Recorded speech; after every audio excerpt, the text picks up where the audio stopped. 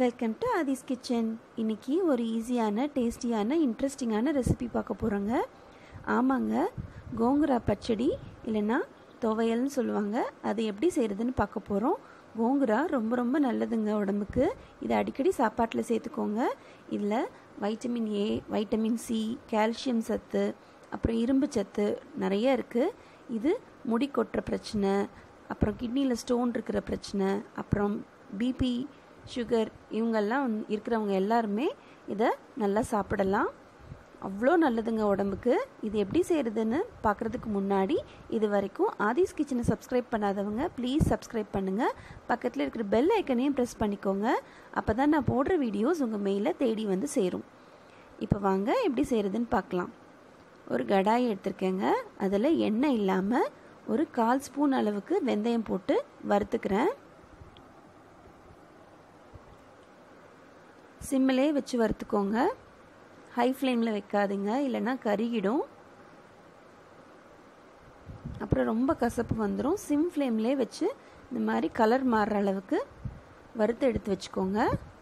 இப்போது 1 ஸ்பூன் அளவுக்கு தனியா, அதாவது விதை கொத்தமல்லி சொல்லுவாங்க இல்லையா, அது போட்டிருக்கேன்.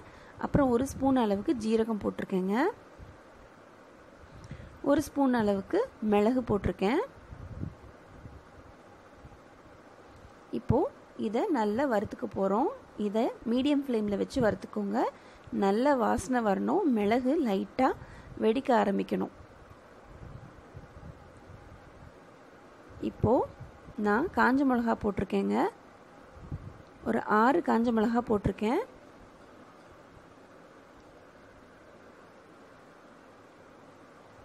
மிளகும் போட்டிருக்கீங்க, காஞ்ச மிளகாவும் போட்டிருக்கீங்க, ரொம்ப காரமாக இருக்குமா அப்படின்னு கேட்காதீங்க. ஏன்னா புளிச்ச கீரை கொஞ்சம் புளிப்பாக இருக்கும், அதனால இந்த காரம் போட்டால் கரெக்டாக இருக்கும். இதை நல்லா வறுத்துக்கோங்க. காஞ்ச மிளகா லைட்டாக கலர் மாறணும். வாரம் ஒரு தடவையாவது இந்த புளிச்ச கீரை சேர்த்துக்கோங்க, அவ்வளோ நல்லது. இப்போது வறுத்து எடுத்து வச்சுருக்கேன். இதை மிக்சியில் கொரன்னு பொடி பண்ணி வச்சுக்கோங்க. இப்போது ஒரு கடாயில் 1 டேபிள் ஸ்பூன் அளவுக்கு எண்ணெய் ஊற்றிருக்கேன். அதில் 2 காஞ்ச மிளகாவை கிள்ளி போட்டிருக்கேங்க. தாளிக்கிறதுக்கு கடுகு போட்டிருக்கேன். கடுகு பொரியணும்.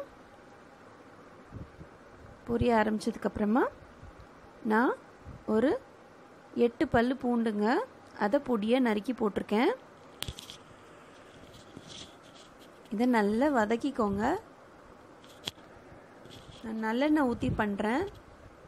நல்லெண்ணெய் ஊற்றினீங்கன்னா ரொம்ப டேஸ்ட் நல்லாயிருக்கும். இல்லை நல்லெண்ணெய் வேணாம், எனக்கு அந்த ஃப்ளேவர் பிடிக்காது அப்படின்னா நீங்கள் நார்மல் எண்ணெயில் கூட பண்ணிக்கலாம்.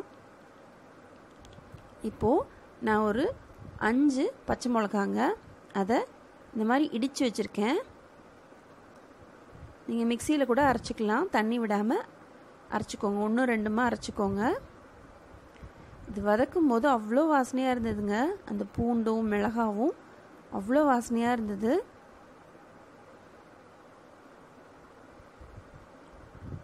இப்போது இதில் நான் ஒரு கட்டு போல் கோங்குரா இலை இல்லைன்னா புளிச்சக்கீரை அப்படின்னு சொல்லுவாங்க, அது போட்டிருக்கேன்.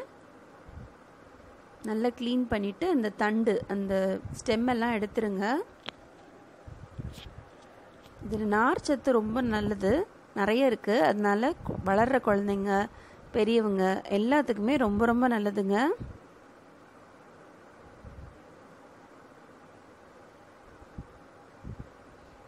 இந்த நீங்கள் நல்ல தயிர் சாதத்துக்கு தொட்டு சாப்பிட்லாம், கலக்கலாக இருக்கும்.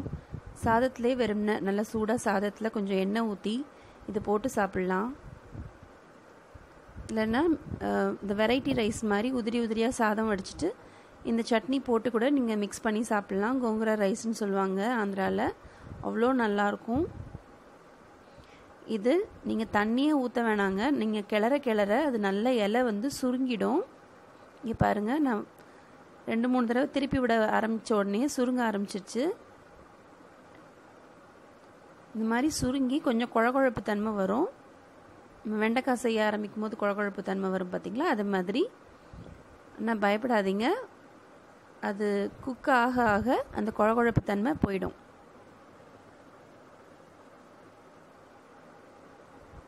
இந்த மாதிரி நல்லா கிண்டி விட்டுட்டே இருங்குங்க.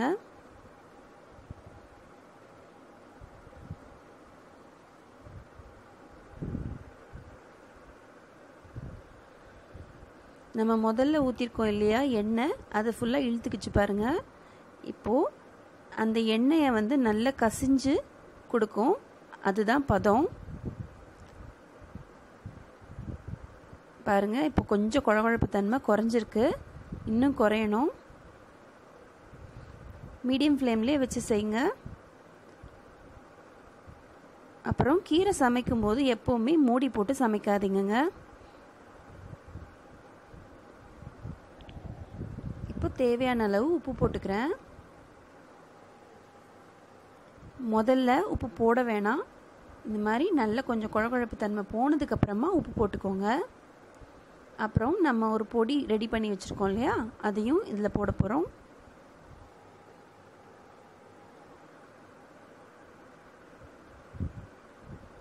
இதில் நான் 2 ஸ்பூன் அளவுக்கு பொடி போட்டிருக்கேங்க. உங்களுக்கு நல்லா கொஞ்சம் காரசாரமாக வேணும் அப்படின்னா நீங்கள் இன்னும் கூட போட்டுக்கலாம், தப்பு கிடையாது. மிளகு, மிளகா, காஞ்ச மிளகா, அப்புறம் பச்சை மிளகா எல்லாம் போட்டிருக்கோம். ஆனாலும் பார்த்திங்கன்னா அவ்வளோ காரமாகவே இல்லை. புளிச்சக்கீரையோட தன்மை கொஞ்சம் புளிப்பாக இருக்கும் இல்லையா. பாருங்கள், நல்ல எண்ணெய் கசிய ஆரம்பிச்சிருக்கு. அவ்வளோ கலக்கலாக இருந்துச்சுங்க. வேறு சைட் டிஷ்ஷே தேவையில்லை, இது ஒன்று போதும். அவ்வளோ டேஸ்ட்டாக இருந்தது. இது இட்லி தோசை கூட தொட்டு சாப்பிட்லாம், தயிர் சாதம், அப்புறம் நான் சொன்ன மாதிரி நீங்கள் கோங்குரா ரைஸ் கூட செஞ்சு சாப்பிட்லாம். கண்டிப்பாக இதை ஒரு தடவை ட்ரை பண்ணி பாருங்கள் ஃப்ரெண்ட்ஸ்.